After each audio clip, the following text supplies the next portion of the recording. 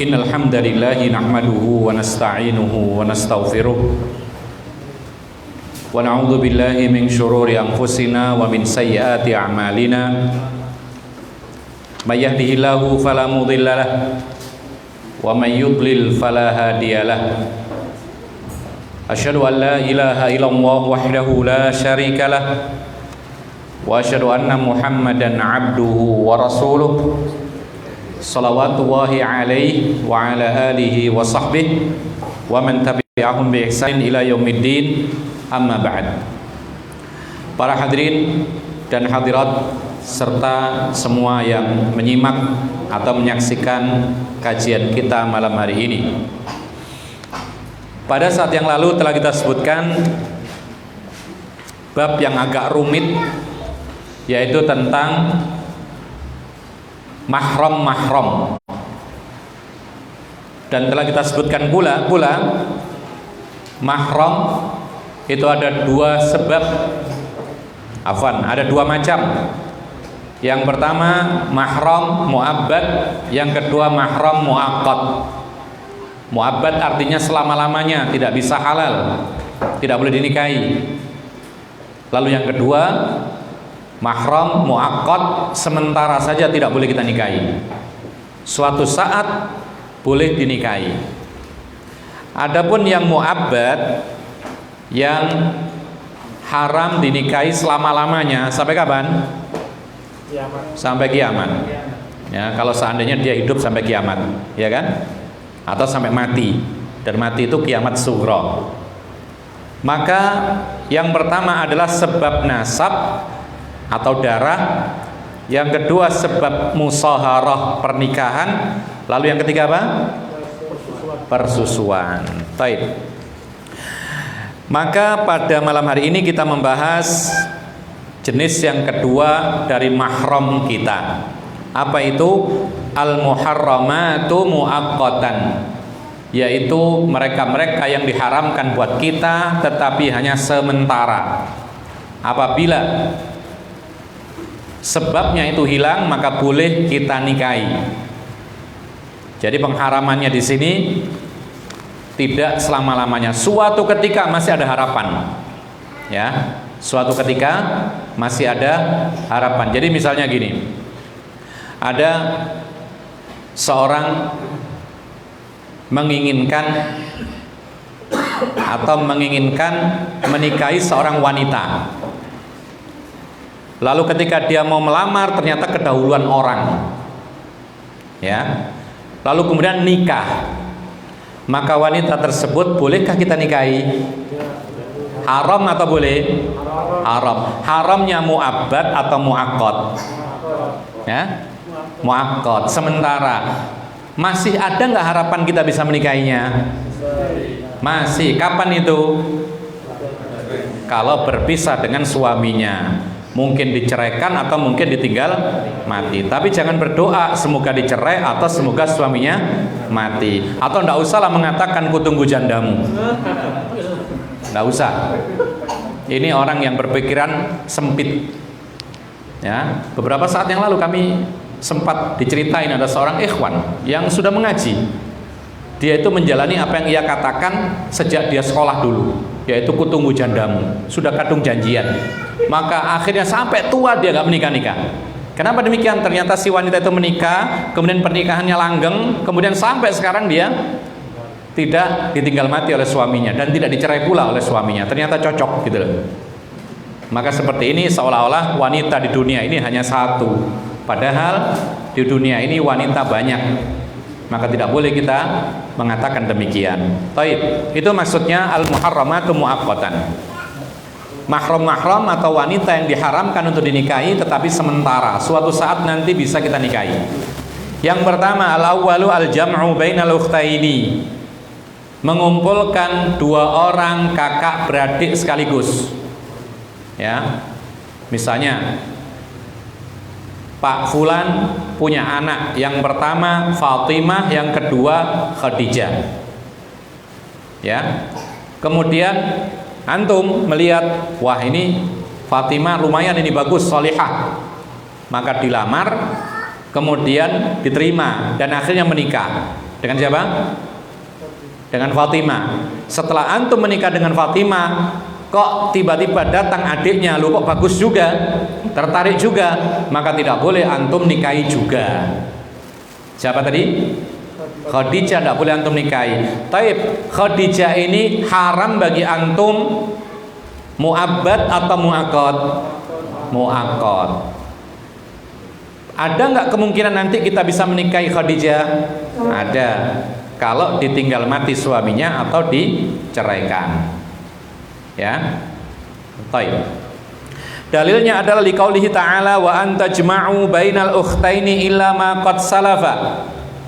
Dalilnya di antara mahram adalah surat An-Nisa ayat 23, di antara yang haram secara sementara adalah yaitu engkau mengumpulkan dua bersaudari, kakak adik, kecuali apa yang telah lewat maka dimaafkan. Tapi kalau misalnya dia tahu hukum ini kemudian ternyata dia punya dua istri, dua-duanya adalah adik kakak, maka harus dipisahkan. Pilih salah satu, pisahkan yang lainnya. Tapi maksudnya di sini yang tidak apa-apa itu adalah ketika sudah terlanjur dulu, kemudian sudah taubat, kemudian sudah dipisahkan, maka insya Allah Allah akan memaafkan karena nggak tahu. Dan banyak kejadian pada zaman Nabi SAW awal-awal ketika Rasulullah berdakwah, kaum jahiliyah masih punya kebiasaan menikah yang tidak syar'i, ya. Bahkan mereka ada yang satu orang laki-laki isinya 10, yang namanya ghailan, itu isinya 10. Ketika datang Islam, Rasulullah perintahkan pilih 4 saja, kemudian sisanya pisahkan. Demikian pula ada orang laki-laki yang punya 2 istri adik kakak, pilih salah satu, pisahkan satunya. Oleh karena itu, ma'asyiral muslimin rahimahullah, ini adalah yang pertama. Yang kedua, al-jam'u bainal mar'ati wa 'ammatiha aw khalatiha. Yang kedua, termasuk yang dilarang, diharamkan buat kita sementara adalah mengumpulkan perempuan dengan bibinya. Maksudnya bibi dari ayah atau bibi dari ibu, tidak boleh dikumpulkan. Ya, ada seorang laki-laki menikahi Fatimah misalnya, sudah dinikahi. Lalu kemudian besoknya datang bibinya datang. Lu kok bagus juga, antum tertarik misalnya. Lalu antum nikahi juga, haram hukumnya, tapi sementara. Andaikan misalnya Fatimah tiba-tiba meninggal dunia, baru boleh antum menikahi bibinya tadi. Mengumpulkan antara seorang wanita dengan bibinya, baik saudarinya ayah maupun saudarinya ibu, maka hukumnya haram. Dan haramnya adalah muaqqatan sementara. Apa dalilnya? Dalilnya adalah li hadithi Abu Hurairah, ada Nabi sallallahu alaihi wasallam qala, ini tadi ada panitia menyampaikan ada hadiah. Ya, tidak lain tujuannya supaya kita mengambil manfaat ilmu, supaya betul-betul kita belajar yang bagus, supaya tidak ngantuk dan seterusnya. Kata Abu Hurairah bahwa Nabi sallallahu alaihi wasallam beliau bersabda, tidak boleh dikumpulkan 2 orang wanita, yaitu seorang wanita dan bibiknya dari bapak atau wanita dan bibiknya dari ibu. Tidak boleh dikumpulkan. Ini juga termasuk yang tidak boleh dilakukan tapi sementara. Jadi kalau seandainya wanita yang kita nikahi itu meninggal dunia atau kita menceraikannya, kemudian kita menikahi sang siapa? Bibi kita, bibiknya istri ya, afwan. Istri meninggal dunia atau istri cerai, maka boleh dinikahi saat itu. Baik, pertanyaan sekarang. Kalau istri kita meninggal dunia, ini contoh saja, mudah-mudahan enggak ya. Ya, mudah-mudahan istri kita hidup dan sehat walafiat. Ini contoh saja. Kalau istri kita meninggal dunia, ya, ini pertanyaan. Bolehkah kita nikahi mertua kita? Kenapa? Karena mertua adalah mahram mu'abbad, ya, haram selama-lamanya. Baik, kalau istri kita meninggal dunia, bolehkah kita menikahi ibunya istri kita? Tidak boleh. Selamanya atau sementara? Selamanya. Ini sudah berlalu. Ini cuma ngetes saja ya. Kemarin masih ingat atau enggak? Baik. Pertanyaan sekarang. Tadi wanita dengan saudarinya tidak boleh dikumpulkan, dinikahi dua-duanya. Seorang wanita dengan bibinya tidak boleh dinikahi dua-duanya bareng. Pertanyaan sekarang, bagaimana kalau seorang wanita dikumpulkan bersama-sama dengan neneknya? Boleh nggak? Tidak boleh. Dengan ibunya? Tidak boleh. Dengan anaknya? Alasannya mana? Dalilnya mana? Dalilnya? Hah? Nah, sekarang masalah mengumpulkan. Kalau kemarin kan mertua sendirian tidak boleh. Ibunya istri kita meninggal dunia kita nikahi tidak boleh. Ya kan? Sekarang kita kumpulkan, yaitu seorang wanita dengan ibunya dikumpulkan, seorang wanita dengan neneknya dikumpulkan, seorang wanita dengan anaknya perempuan dikumpulkan, seorang wanita dikumpulkan dengan apa namanya? Cucunya misalnya, ada cucu perempuan dikumpulkan juga. Maka jawabannya tidak boleh. Kenapa demikian? Menyendirikan mereka saja tidak boleh, apalagi menduakan. Ya, antum menikahi mertua dan istri antum sudah meninggal dunia, boleh nggak? Nggak boleh. Apalagi dikumpulkan antara wanita itu dengan ibunya, ya jelas tidak boleh. Baik, ada sebuah kaidah dalam masalah siapa saja yang dilarang untuk dikumpulkan. Nah, ini antum ingat-ingat. Ada sebuah patokan untuk menentukan siapa saja yang tidak boleh dikumpulkan, dinikahi dua-duanya. Ya, yaitu apa? Ada, mungkin kita pakai bahasa Arab. Al-mar'atani idza suwirat ihdahuma dzakaran yahrumut tanakuhu bainahuma fal jam'u bainahuma haram. Ya, bisa? Bisa atau enggak? Insya Allah gitu loh. Insya Allah. Diulang lagi. Al-mar'atani, ya, dua wanita. Idza suwirat ihdahuma dzakaran. Idza suwirat ihdahuma dzakaran. Apabila dianggap saja salah satunya adalah laki-laki, yahrumut tanakuhu bainahuma, dua orang ini tidak boleh saling menikah, maka fal jam'u bainahuma haram, mengumpulkan mereka berdua haram. Bahasa Indonesianya, ada dua orang wanita, yes, antum nemu siapa saja, ini dengan ini, perempuan A dengan B, perempuan semua ini. Hayalkan, ini boleh, termasuk menghayal yang boleh nih ya.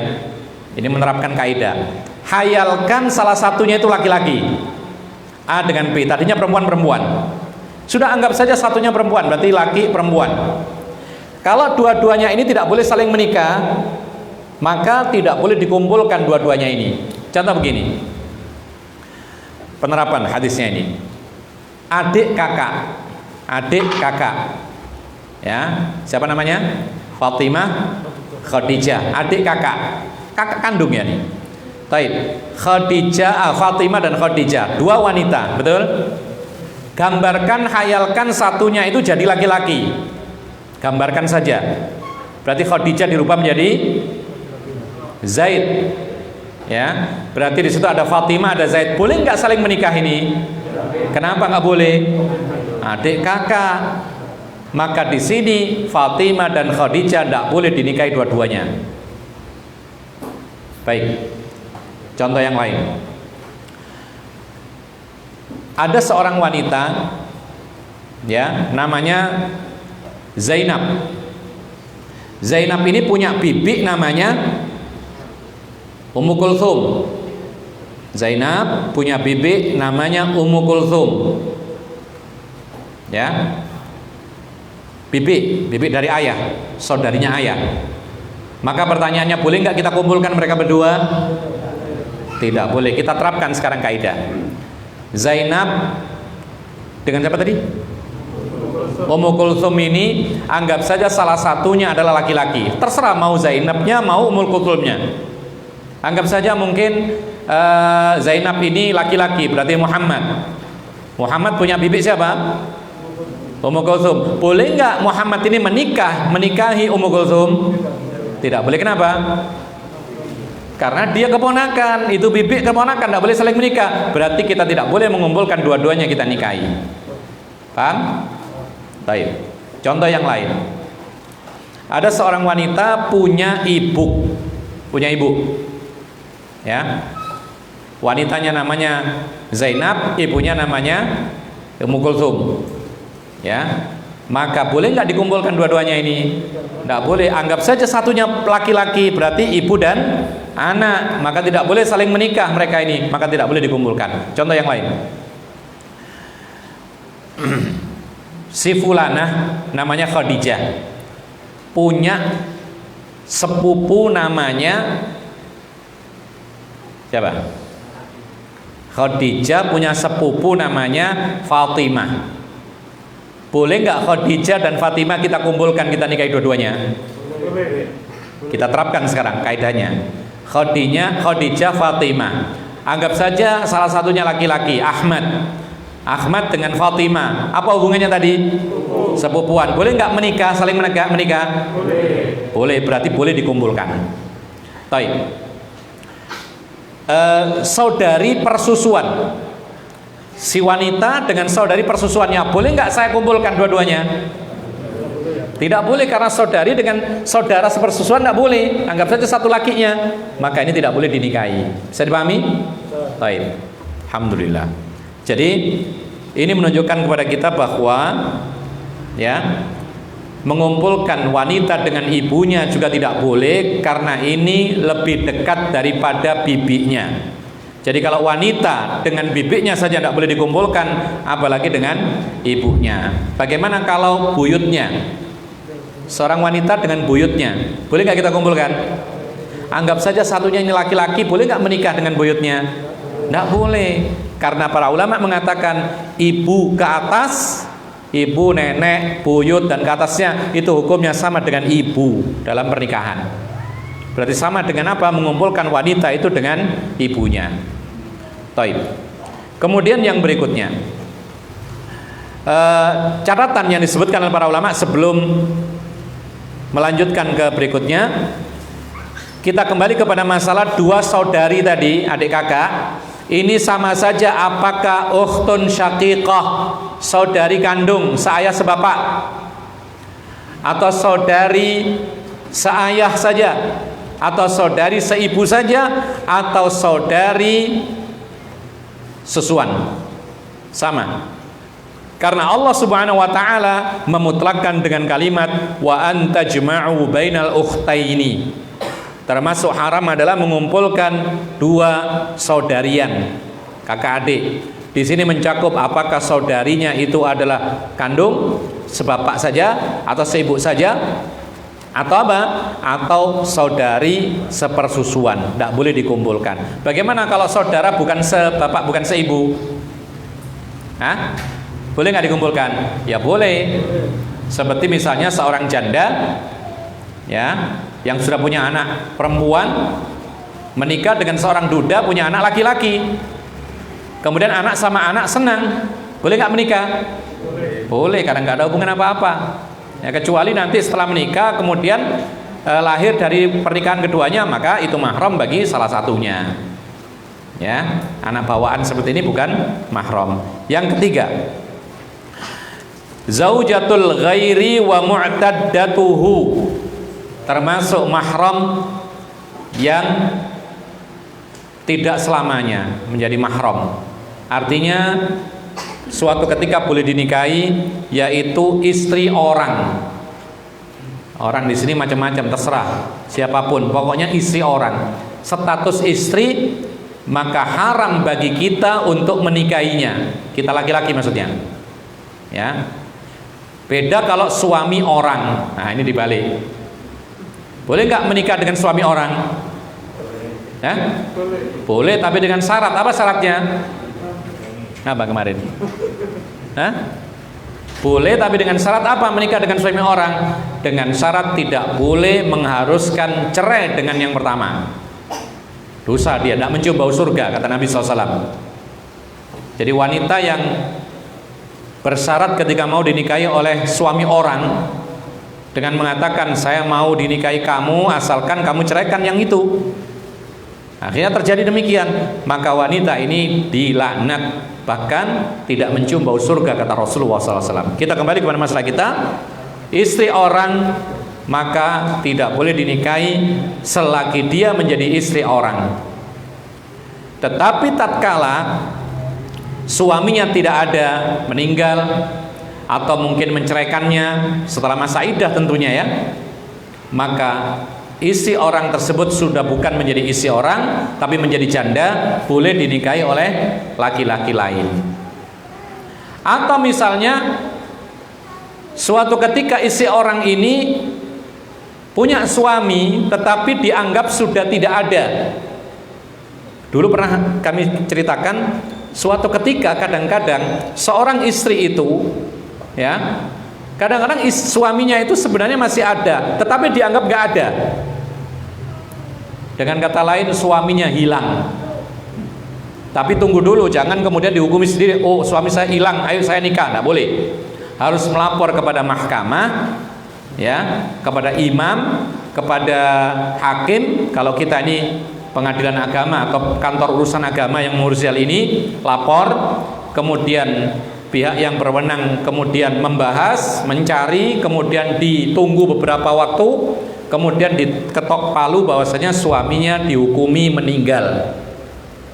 Ya, maka wanita ini boleh menikah setelah masa iddah habis, setelah diketok palu bahwa suaminya dianggap meninggal, meskipun hakikatnya ternyata suaminya masih hidup tapi nggak ketahuan. Makanya dahulu terjadi, diceritakan oleh para ulama dalam kitab-kitab fikih itu terjadi, dan ini mengharuskan fatwa akhirnya. Apa itu? Seorang wanita ditinggal oleh suaminya berhaji. Biasanya haji butuh waktu lama, mungkin 3 bulan, 4 bulan, 5 bulan. Ternyata tidak pulang 2 tahun. 2 tahun nggak pulang-pulang. Tidak ada kabar. Dulu nggak ada HP ya, tidak ada HP, tidak ada internet. Sekarang kita bisa melihat orang sedang tawaf di Mekah bisa, ya kan? Ini nikmat luar biasa. Nah dulu nggak ada demikian, sehingga hilang, tidak ada kabar 2 tahun. Sang istri menunggu, nggak ada kabar, tidak mungkin dia digantung. Akhirnya dia melapor kepada mahkamah, kepada hakim. Lalu hakim membahas, mencari tahu, mencari, menyurati dan lain sebagainya. Pokoknya dibahas semaksimal mungkin, nggak ketemu. Akhirnya tidak mungkin wanita ini dibiarkan begitu saja, tidak tentu nasibnya. Maka keluarlah surat keputusan dari mahkamah, wanita ini sudah dianggap suaminya meninggal, atau suaminya wanita ini dianggap sudah meninggal. Keluar surat resmi. Nah, ketika keluar surat resmi ini, mulai sejak itu menjalani masa iddah. Ya. Kalau iddah, kalau dianggap meninggal dunia berarti 4 bulan 10 hari. Setelah 4 bulan 10 hari, wanita ini menikah dengan laki-laki lain. Setelah menikah dapat setahun, tiba-tiba muncul suami yang pertama tadi. Dia datang, ternyata dia mengatakan, saya di sana tersesat, kehabisan bekal, kemudian tidak bisa pulang. Akhirnya mencari nafkah di sana sampai lebih 2 tahun, dan sekarang alhamdulillah punya uang, bisa pulang. Ya kan? Maka siapa yang lebih berhak? Laki-laki pertama atau laki-laki yang kedua yang menjadi suami yang berhak? Hah? Kenapa? Iya, yang menjadi suami yang sah siapa? Jawabannya dua-duanya sah. Sah. Yang pertama itu masih suami statusnya, karena kenyataannya masih hidup, belum mencerai, kecuali kalau dia menceraikan. Ya. Lalu yang kedua sah pernikahannya karena disahkan oleh siapa? Oleh hakim. Maka seperti ini, karena dua-duanya sah, berarti satu orang punya satu istri punya 2 suami, dan ini tidak mungkin dibiarkan. Maka seperti ini diserahkan kepada sang wanita, silahkan pilih. Ya.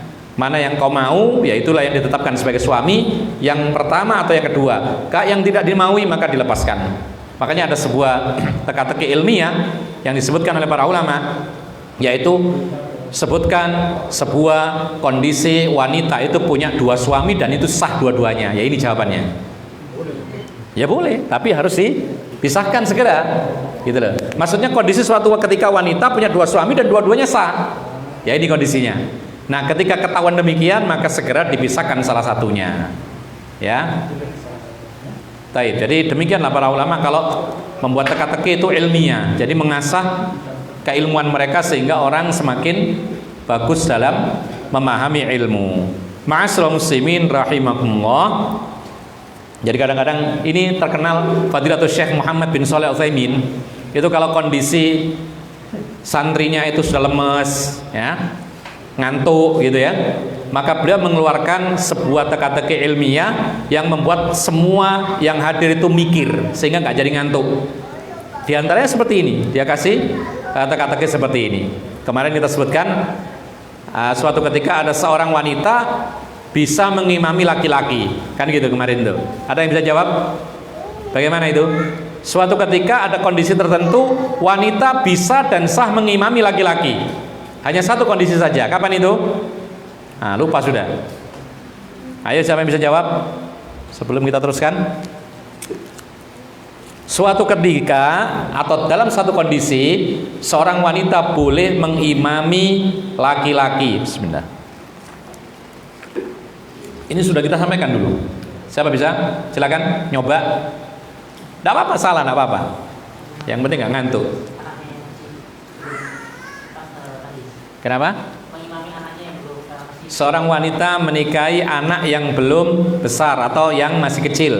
Jawabannya tidak. Kalau anak kecil itu belum tamyiz, maka wujuduhu ka'adami, adanya dianggap tidak ada. Maka si wanita sholatnya sendirian. Yang lain? Ngimami, sah. Sudah? Kelamaan? Kita jawab, ya bisa. Suatu ketika sang istri membaca Al-Quran, lalu kemudian membaca fasjud waqtarib, dan saat itu suaminya menyimak, kemudian sang istri sujud tilawah, kemudian suaminya ngikuti jadi makmum. Paham? Ini satu-satunya kondisi boleh perempuan ngimami laki-laki. Cuman antum mungkin terpaku kepada sholat, ya kan? Nah, ini suatu trik bagaimana, yaitu Syekh Muhammad bin Shalih Al-Utsaimin membangunkan suasana biar nggak ngantuk. Ternyata bukan sholat, ternyata sujud tilawah. Baik. Kita lanjutkan. Wa mu'taddatuhu, demikian pula wanita suaminya orang yang sedang menjalani masa iddah. Ya. Contoh, seorang wanita ditinggal mati oleh suaminya, boleh nggak dinikahi orang lain? Ayo, siapa yang bisa jawab? Seorang wanita dinikahi oleh suaminya, bolehkah dinikahi dengan oleh orang lain? Loh, kok senyap? Ayo jawaban. Diulang lagi. Seorang wanita ditinggal mati oleh suaminya, maka bolehkah dinikahi wanita itu oleh orang lain? Oh, nggak boleh lah. Tunggu selesai masa iddah. Ini maksudnya. Paham? Inilah yang dikenal dengan istilah mu'taddatuhu, yaitu wanita yang sedang menjalani masa iddah itu tidak boleh dinikahi kecuali sampai selesai masa iddah. Contoh yang lain, wanita dicerai oleh suaminya, ya, dalam keadaan hamil tua. Hamil tua maksudnya hamil besar, ya, bukan orangnya tua, bukan, ya, hamil besar.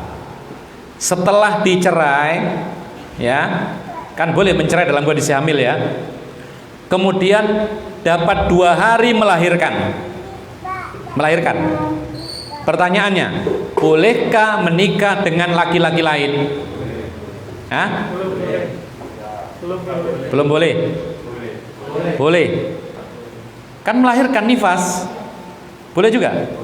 Boleh. Jawabannya, kalau pertanyaannya akad nikah boleh, tapi kalau artinya di situ dikumpuli tidak boleh. Tunggu sampai suci mengumpulinya. Tapi ketika dia melahirkan selesai masa iddah. Ya. Karena orang yang hamil itu iddahnya adalah ketika melahirkan lama ataupun sebentar. Makanya para ulama mengatakan iddahnya wanita hamil itu bisa panjang, bisa pendek sekali, bisa semalam. Ya kan? Sekarang suaminya meninggal dunia, meninggal sudah. Ternyata besok istrinya melahirkan, maka saat itu selesai masa iddahnya, boleh dinikahi oleh orang lain dengan syarat tidak boleh dikumpuli kecuali sesudah suci. Paham, ya?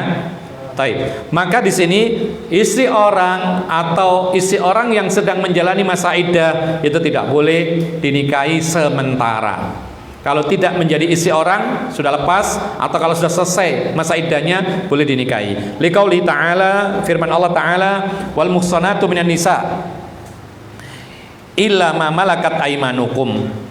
Demikian pula wanita-wanita yang menjaga dirinya, maksudnya istri-istri orang lain dari kalangan wanita, itu tidak boleh dinikahi sementara kecuali wanita-wanita budak kalian sendiri.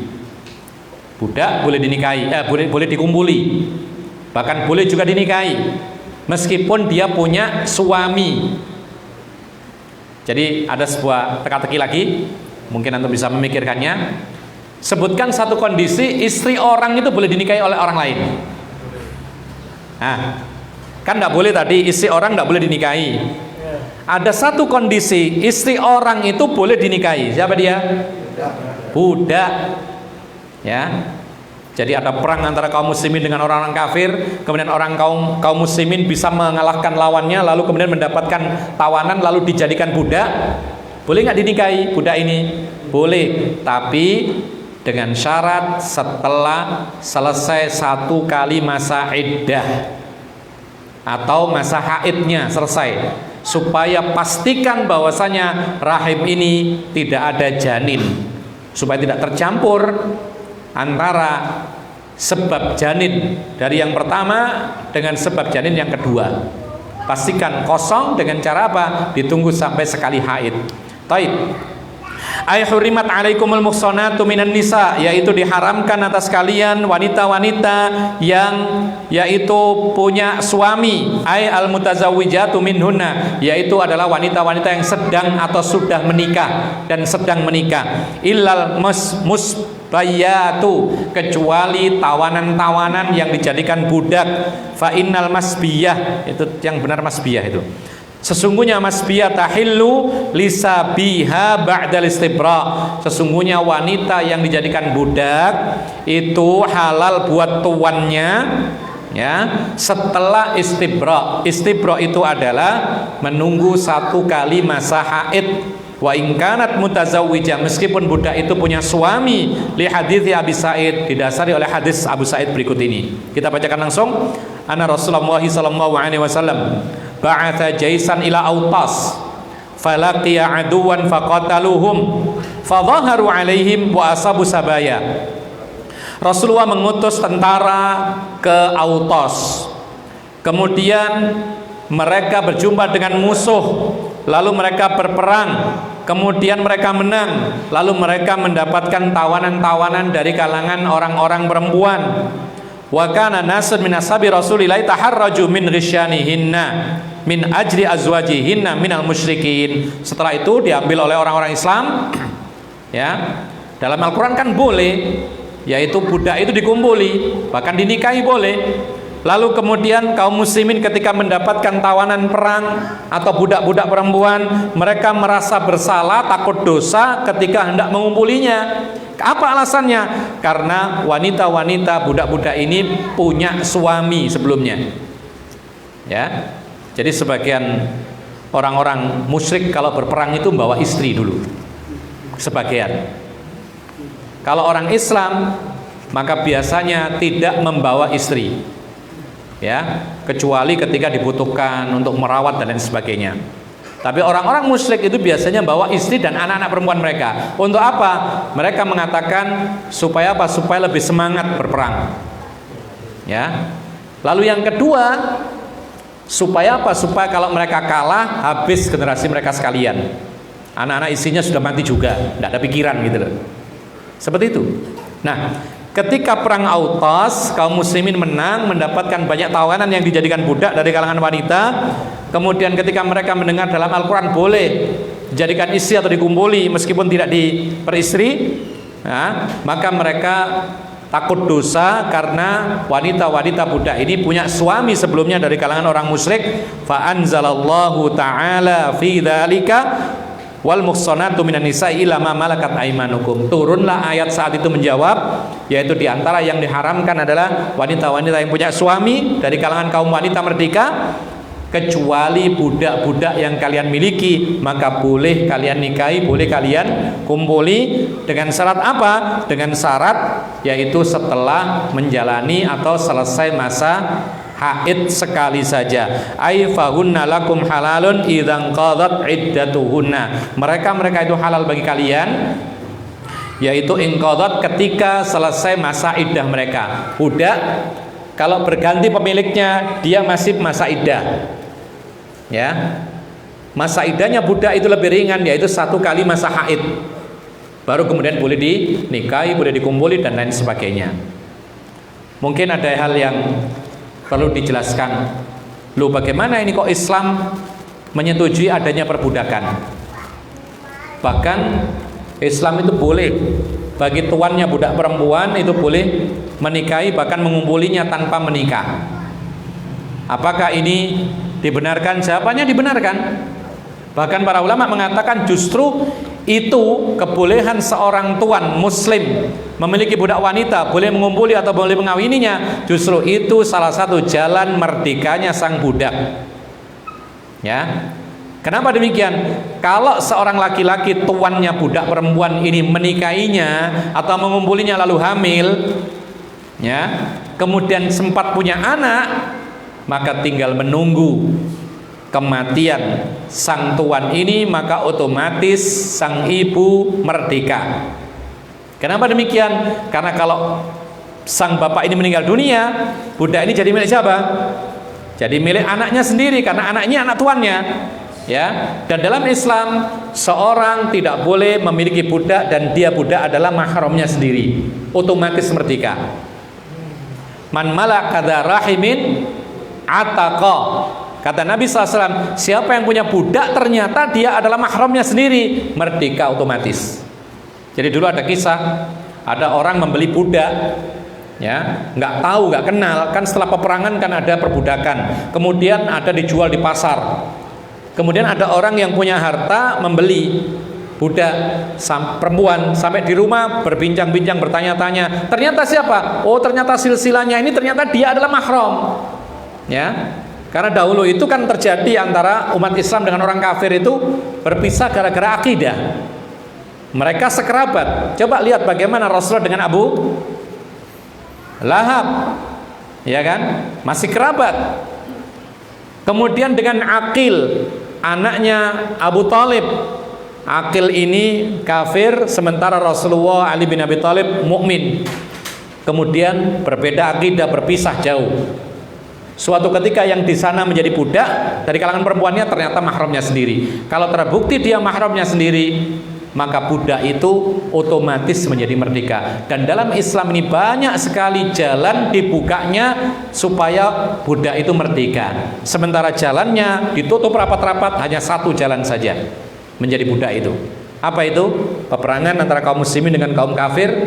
Kemudian kaum muslimin bisa mendapatkan tawanan kaum wanita. Kemudian penentuan dia dijadikan budak atau tidak itu bergantung kepada pemimpin kaum muslimin. Kalau maslahatnya tidak dijadikan budak, tidak usah jadi budak.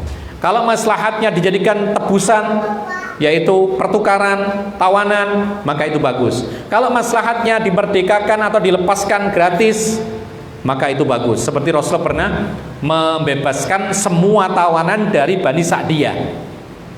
Rasulullah pernah, banyak sekali, laki perempuan tawanannya. Ya, orang sudah berharap ini jadi budak, tapi kemudian dimerdekakan semuanya oleh Rasulullah. Kenapa? Karena dia dimintai oleh sebagian kaum Bani Sa'diyah, yaitu untuk membebaskan Bani Sa'diyah yang ditawan oleh Rasulullah. Kemudian mereka mengingatkan bahwa Rasulullah pernah disusui oleh seorang wanita dari kalangan Bani Sa'diyah. Lalu Rasulullah teringat jasa ini, dan Rasulullah melihat maslahatnya dibebaskan semuanya. Karena mereka Bani Sa'diyah, salah satu mereka kaum Bani Sa'diyah ini pernah menyusui Nabi. Siapa namanya? Halimah As-Sa'diyah. Atau kalau memang maslahatnya dijadikan budak, maka dijadikan budak, hanya itu saja. Ya, dari satu sebab itu 1/5-nya bisa menjadi budak. Yang lainnya ada kemungkinan yang lain tidak menjadi budak. Sementara memerdekakan budak dibuka banyak jalan. Ada membunuh tidak sengaja, harus memerdekakan budak. kemudian sumpah yang meleset, memerdekakan budak.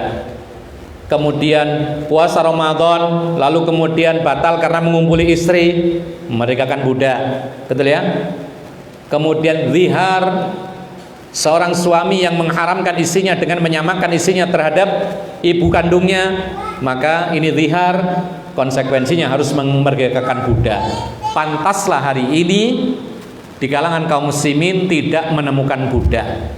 Karena apa? Karena Allah menentukan cara budak itu bisa merdeka dengan banyak jalan. Di antara jalan merdekanya budak itu adalah dibolehkan tuan seorang muslim, yaitu menikahi budaknya atau mengumpuli budaknya suatu ketika nanti lahir anak. Kemudian kalau lahir anak, maka tinggal menunggu ayahnya ini meninggal dunia, lalu ibunya otomatis menjadi merdeka. Baik, kita lanjutkan.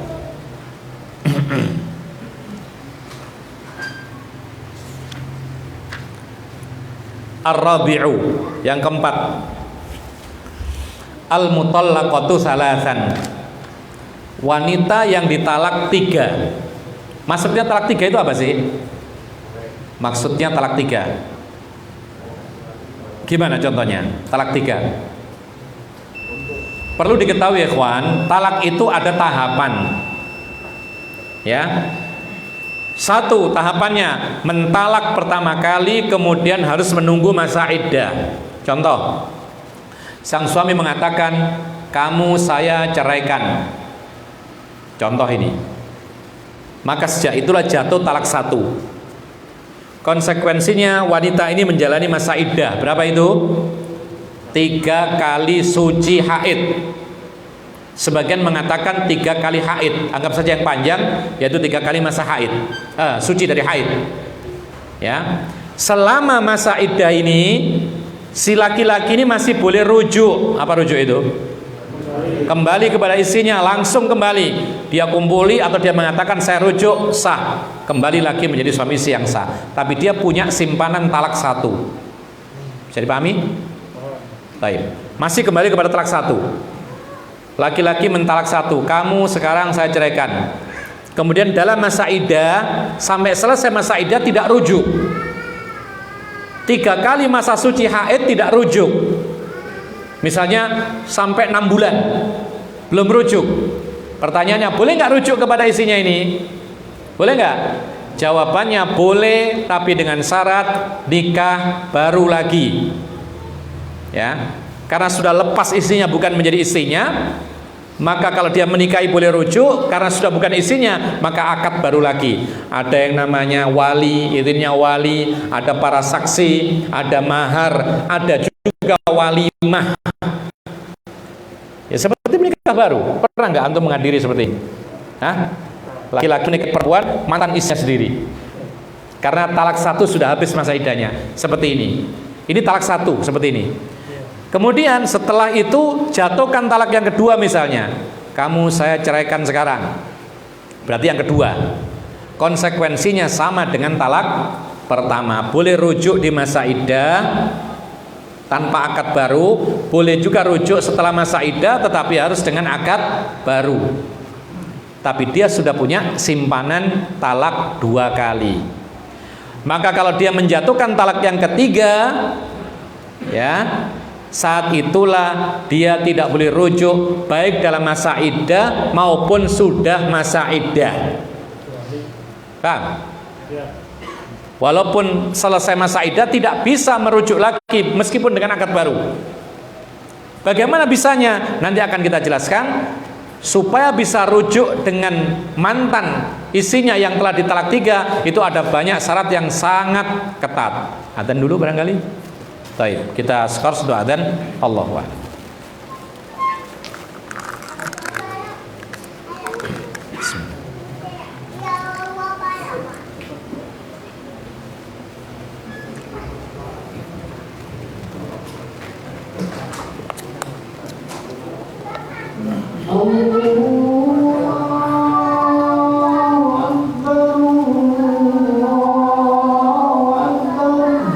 Allahu akbar.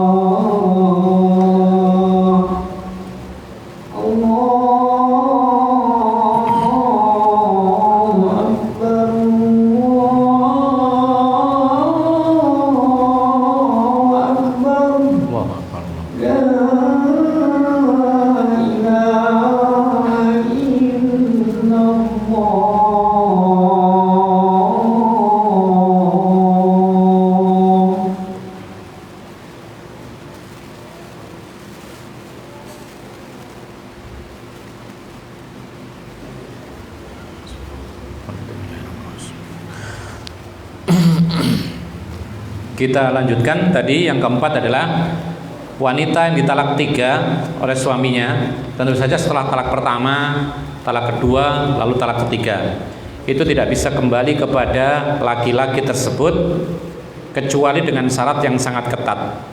Beliau mengatakan, la tahilu li zaujihal awwal, tidak halal wanita yang ditalak 3 itu kembali kepada laki-laki yang pertama tadi, hatta tangkiha zaujan ghairahu nikahan sahihan, sampai si wanita itu menikah dengan orang lain dengan nikah yang benar, maksudnya bukan nikah tahlil. Liqaulihi ta'ala, fa in talaqaha fala tahilu lahu min ba'du hatta tangkiha zaujan ghairah. Apabila suaminya telah mentalaknya yang ketiga, maka tidak halal wanita itu baginya sampai si wanita itu menikah dengan yang lainnya. Ada penjelasan di sini bahwasanya tidak cukup menikah saja, tapi harus betul-betul pernah dikumpuli oleh suami yang kedua. Makanya ada paling tidak 4 syarat. Ya, 4 syarat. Kapan bolehnya perempuan yang ditalak 3 itu bisa kembali kepada lakinya tadi? Jawabannya hukum asalnya nggak boleh kecuali terpenuhi 4 syarat. Antum ingat-ingat ini, ya, mungkin nanti muncul dari dalam ujian. Ya, sekali lagi, perempuan yang ditalak 3 itu tidak boleh kembali kepada lakinya tadi yang mentalaknya kecuali dengan 4 syarat. Yang pertama, yaitu wanita tersebut harus menikah dengan laki-laki lain. Harus menikah dengan laki-laki lain. Jadi kalau dia tidak nikah lagi, selama-lamanya tidak bisa kembali kepada yaitu yang menceraikannya, talak 3. Syarat yang kedua adalah pernikahan yang dilakukan si wanita ini betul-betul nikahu raghbatin la tahlil, betul-betul ingin menikah sebenarnya, bukan untuk penghalalan kepada yang pertama. Jadi betul-betul ingin nikah, ingin membangun rumah tangga betulan, bukan sekedar supaya halal bagi yang pertama. Contohnya begini, suami istri, suami menceraikan istrinya talak 3, lepas. Kemudian akhirnya lakinya nyesel, ya kan? Makanya sebelum cerai itu pikir-pikir 1000 kali. Jangan-jangan setelah menikah ternyata nangis gitu loh. Setelah talak 3 kemudian nangis karena nggak bisa kembali. Apalagi punya anak, apalagi selama ini istrinya berjasa untuk merawat anaknya. Ya, kadang-kadang suami itu tidak ngerti bagaimana sulitnya merawat anak atau mengurusi anak di rumah karena suami kerjaannya di luar rumah. Lihat bagaimana Rasulullah SAW itu luar biasa, teladan yang paling baik dalam keluarganya. Bagaimana menyikapi istrinya. Subhanallah, disebutkan oleh para ulama bahwa Nabi itu seorang Nabi, seorang Rasul, seorang pemimpin kaum muslimin, memimpin perang, memimpin sholat jamaah setiap hari. Boleh dikatakan ketua takmir kalau sekarang, ya kan? Kemudian pemimpin kaum muslimin, bisa dikatakan raja atau presiden. Ya, istrinya berapa? Isinya sampai dalam masa hidupnya sempat terkumpul 9 pernah. Tapi kata Aisyah, Rasulullah setiap hari bercengkrama dengan kami semuanya. Coba, cengkrama 9-9-nya disempatkan. Kemudian sampai ujung-ujungnya malam hari dia sampai di rumah, giliran dia menginap istri tersebut.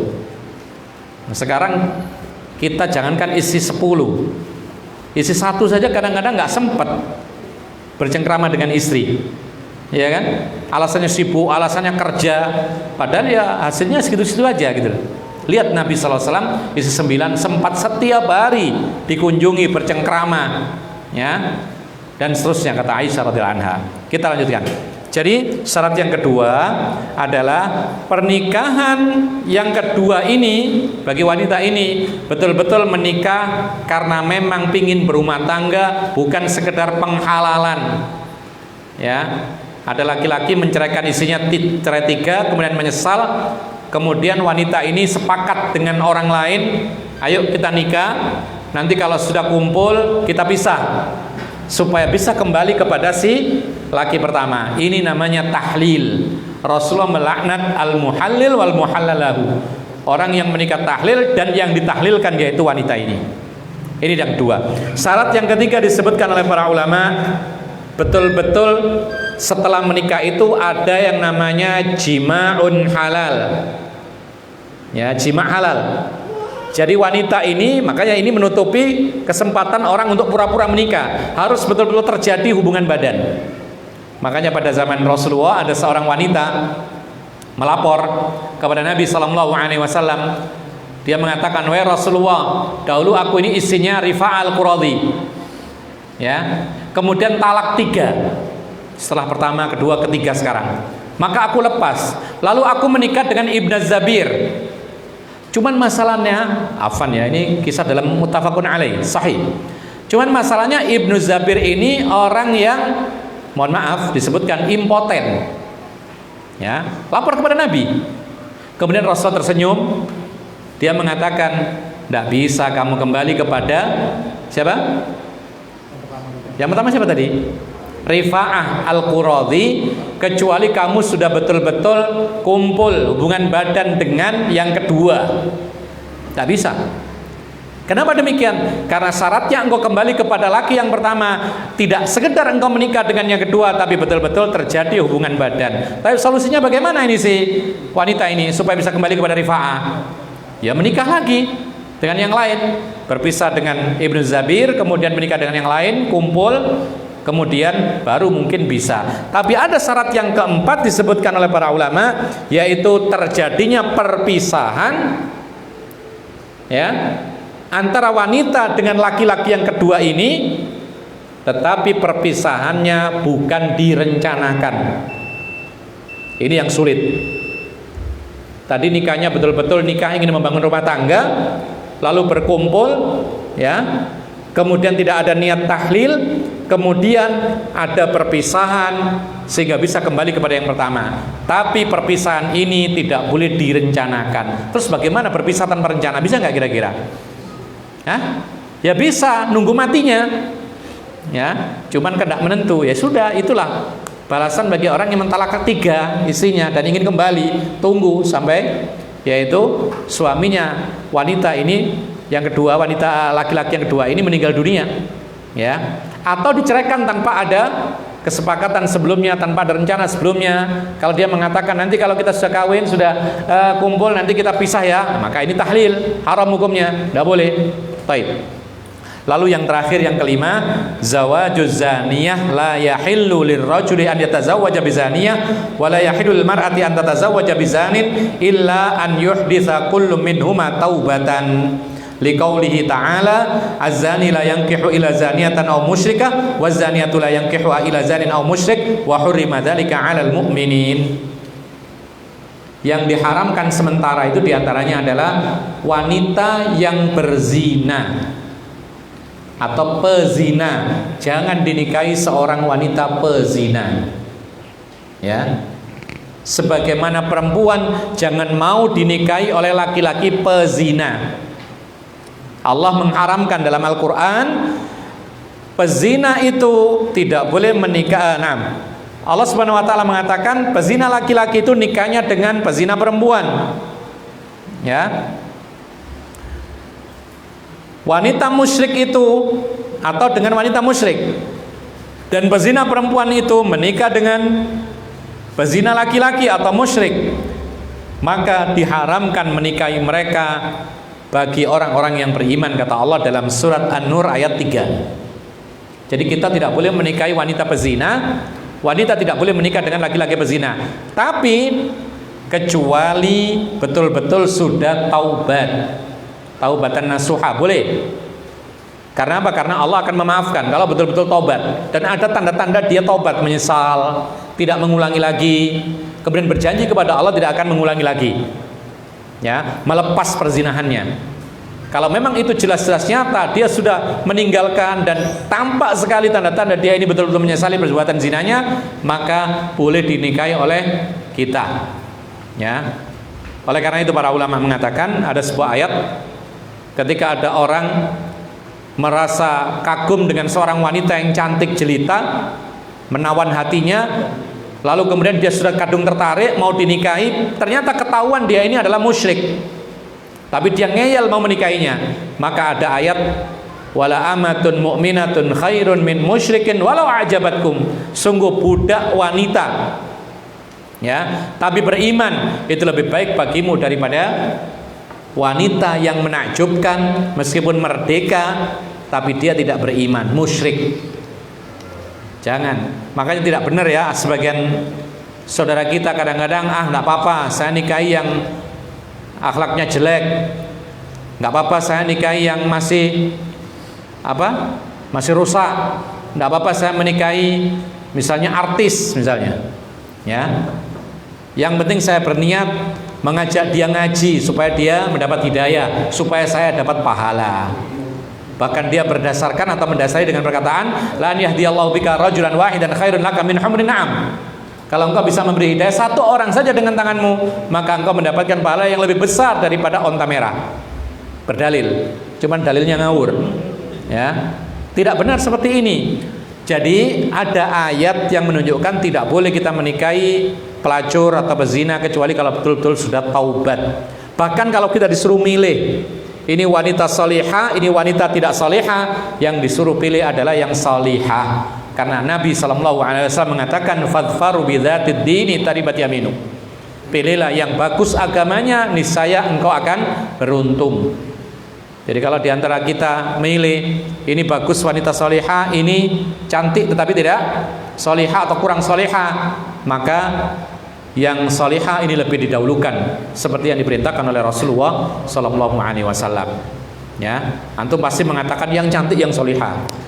Nah, pilihannya sekarang cuma ini dua gitu loh, ya kan? Taib.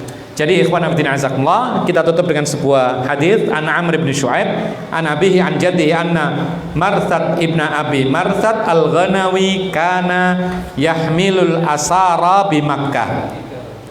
Dahulu Marthad ibnu Abi Marthad al-Ghanawi membawa ya budak-budak wanita di Mekah. Wa kana bi Makkah tabaghiyun. Kemudian di Mekah itu ada seorang pelacur. Yuqalu laha anak. Biasa dipanggil dengan si anak. Tidak ada pelacur perempuan dipanggil dengan anak. Ya. Wa kanat sadiqatahu. Si anak ini ternyata kawan perempuannya, kenal. Ya. Kemudian qala jitu ila nabiyyi, lalu aku datang kepada Nabi, faqultu ya Rasulullah ankihu anaqan. Lalu aku kata Marthad atau Abi Marthad, wahai Rasulullah, aku senang sama anak ini, cuman dia pelacur, boleh nggak saya nikahi? Ini temennya. Maka apa kata Rasulullah? Qala sakata anni, maka Rasul diem. Fanazalat wazaniyatu la yankihuha ila zanin aw musyrik. Maka turunlah ayat Allah, yaitu perempuan yang berzina tidak boleh dinikahi kecuali oleh pezina juga atau oleh orang musyrik. Fada'ani faqara'aha alayya, maka Rasul memanggil saya dan membacakan ayat ini kepada saya. Wa qala la tankihha, jangan kau nikahi pelacur itu sampai betul-betul taubat. Jadi ini menunjukkan kepada kita harus pilih-pilih ya, karena istri itu adalah madrasah bagi anak kita, betul ya. Apalagi masa pandemi ini terbukti sudah, betul-betul terbukti siapa yang sembarangan memilih istri, siapa yang betul-betul milih. Karena apa? Karena berguna ketika mendidik anak. Selama ini mungkin kita serahkan ke sekolah, ya, tapi mau tidak mau sekolahnya di rumah sekarang. Siapa yang berperan? Ya istri, dibantu oleh suami.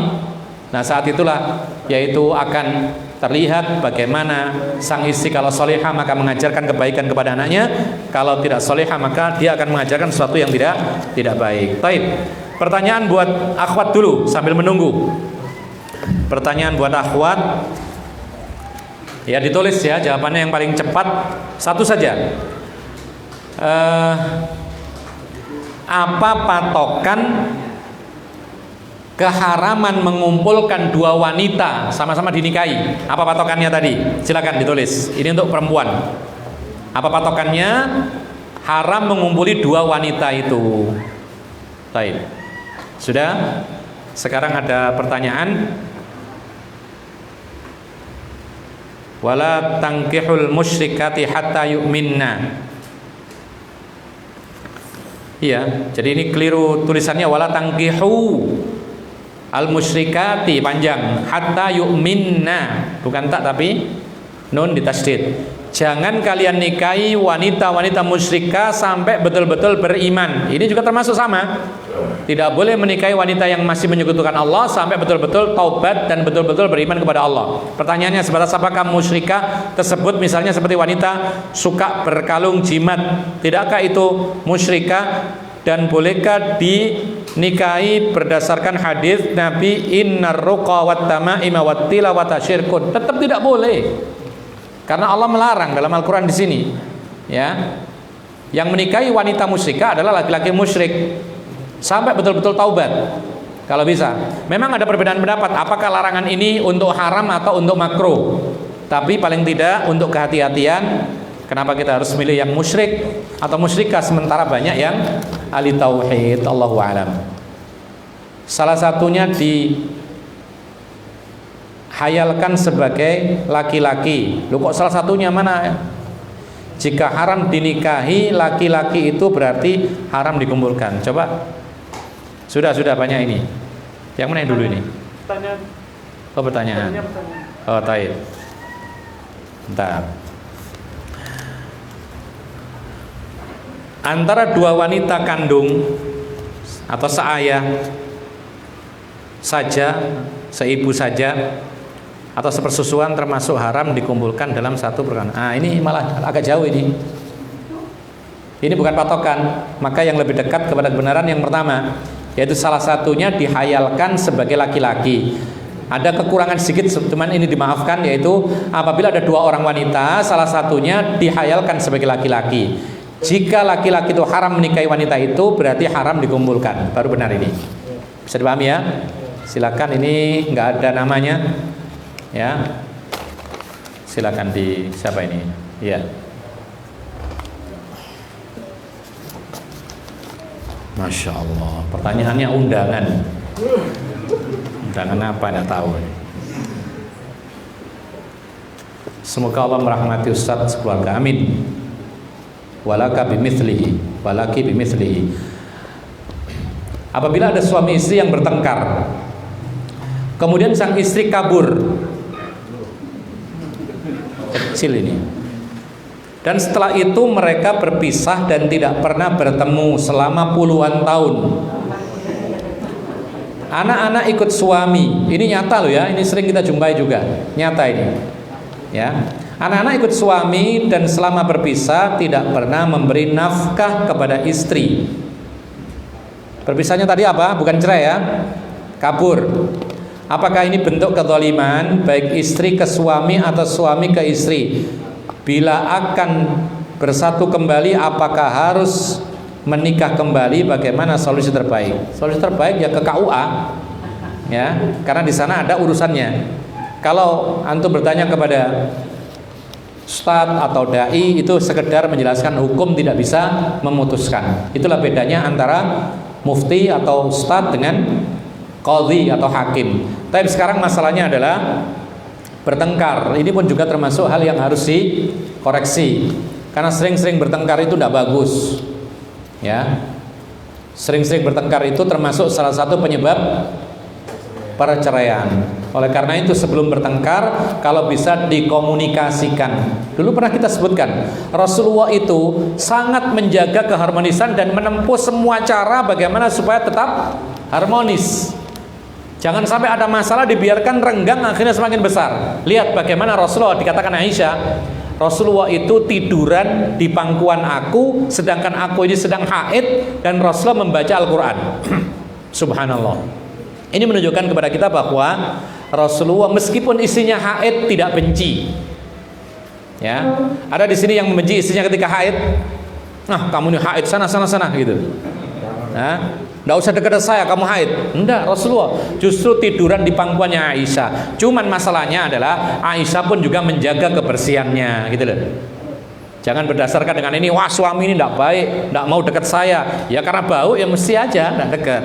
Jadi istrinya juga menjaga kebersihannya, menjaga jangan sampai bau, terus kemudian berdandan untuk suaminya, sehingga suami betah dengan istrinya meskipun dalam kondisi haid.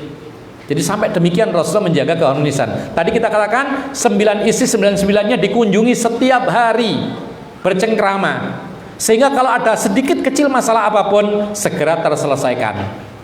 Ya, kadang-kadang sekarang ada HP, makan pun HP-an suami itu, sehingga istrinya mau ngomong takut. Ya, loh kenapa kok tahu begitu? Apa Ustadz demikian? Enggak, maksudnya ada yang melapor seperti itu. Jadi saking sibuknya karena jualan HP, ya, maka kemudian kemana-mana pakai HP, ya. Kemudian ketika istrinya menyiapkan makanan takut untuk berbicara. Nah, ini seperti ini bisa menjadi sebab perceraian. Ini yang pertama. Lalu yang kedua istri kabur ini pun juga keliru. Mestinya diselesaikan. Kalau tidak bisa menyelesaikan sendiri, cari orang penengah yang amanah, tidak bela sana, tidak bela sini. Cari orang hakaman bainahuma, iyurida islaha yuwaffiqillahu bainahuma. Hendaknya mengutus satu perantara, penengah yang tidak condong ke sana kemari, supaya apa? Kalau memang ingin berkumpul kembali bersatu lagi, maka Allah akan memudahkan. Ya, tapi kalau sudah terlanjur begini ya repot. Kemudian suami tidak menafkahi, sebabnya apa? Mungkin karena kabur sehingga tidak bisa dicari misalnya. Tapi kalau suaminya diem-diem aja ya keliru juga. Tahu rumahnya di sana tapi nggak dicari, alasannya yang kabur kok, sehingga nggak ngasih nafkah. Ini pun juga keliru. Ya, bahkan para ulama menyebutkan suami yang tidak memberi nafkah karena zalim, bukan karena tidak mampu, maka terhitung hutang. Kecuali kalau sang istri memaafkan, ya sudah nggak usah dibayar, boleh. Tapi kalau istri tidak maafkan, berapa tahun? 5 tahun tidak kasih nafkah, sebulannya 1 juta misalnya. kali setahun berapa? 12 juta. Kali 10 tahun 120 juta. Masya Allah. Ya, seperti itu. Jadi ikhwan fillah azakumullah, maka kita tidak bisa menghukumi, tapi harus dibahas satu persatu sedemikian ini sebabnya bagaimana, apakah ada sisi kezalimannya. Kalau memang ada kezalimannya maka berdosa, kalau tidak maka tidak berdosa. Allahu a'lam. Iya.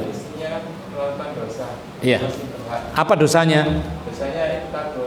Iya, dosanya kabur ini. Cuman masalahnya sekarang suaminya nyari nggak?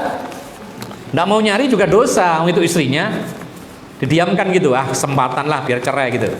Nggak boleh, ya, karena itu istrinya masih tanggung jawab dia, dicari gitu loh. Nanti istrinya salah dinasihati supaya tidak terulang lagi, ya. Dan mendiamkan pun juga keliru. Pertanyaan bagi ikhwan, ya, lupa sampean. Pertanyaan bagi ikhwan, ya, langsung ya, spontan ya, spontan ya, yang cepat ya. Sebutkan patokan larangan mengumpulkan dua wanita. Ayo, tadi kan sudah. Ya. Apanya dianggap? Siapa? Dua. Apabila ada dua wanita, dihayalkan salah satunya. Loh, kok saudara? Tidak harus saudara. Laki-laki tidak boleh dikumpulkan. Fadhol. Taib. Sebutkan wanita yang haram untuk dinikahi sementara yang nomor 3. Gak usah baca. Ya. Isi orang dan iya kan 2 tadi. Kalau cuma 1 kan separuh ini. Nah, apa? Isi orang atau wanita yang sedang bukan di dalam masa iddah. Nah, wallahu alam, ini yang bisa kita sampaikan, mudah-mudahan bermanfaat. Wa akhiru da'wana alhamdulillahirabbil alamin.